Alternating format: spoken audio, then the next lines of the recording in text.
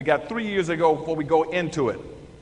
3 years ago, before you're going to see massive suicides happening. Because you don't even understand what racism is. I've gone all around the world. Even when I was with President Carter in the White House, I had to take trade missions in the third world nations, in Africa, Latin America, the Middle East. And invariably, wherever I spoke, I would ask people, do you know what racism is? I would even offer $1,000 for a person to tell me what racism is. I still got black folk today who don't even know what racism is. They talk about it. Find me one that understands what racism is. Every time I ask them, what's racism? Well, Dr. Anderson, racism is not liking somebody. It's prejudice, it's bigotry, it's hatred. No, it's not.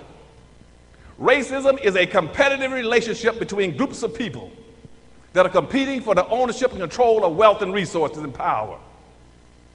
That's what racism is. Racism is a group phenomenon.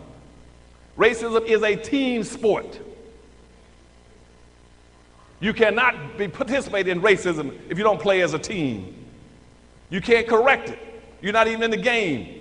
Racism is like football, basketball, and baseball. You play as a team or you lose.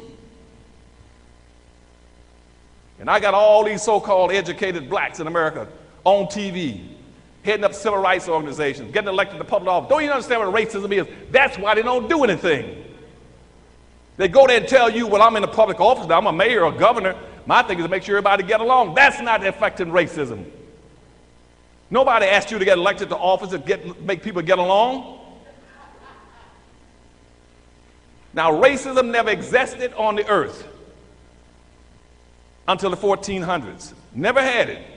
There was no such thing as racism. You had people, for instance, who had practiced various forms of discrimination. We even had slavery. But to be enslaved prior to the 1400s, for only 3 reasons. Either you were a victim of a religious persecution, or you had some indebtedness and was enslaved, or you were a prisoner of war.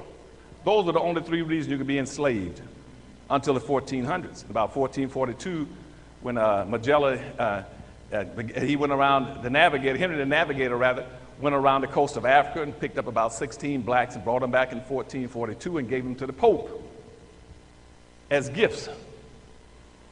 And those slaves worked around the Vatican in Italy from 1442 and about 1488. And it became a good thing to have all these blacks working free around the Vatican and in the Pope's space. No labor to be paid for. Other people wanted those advantages.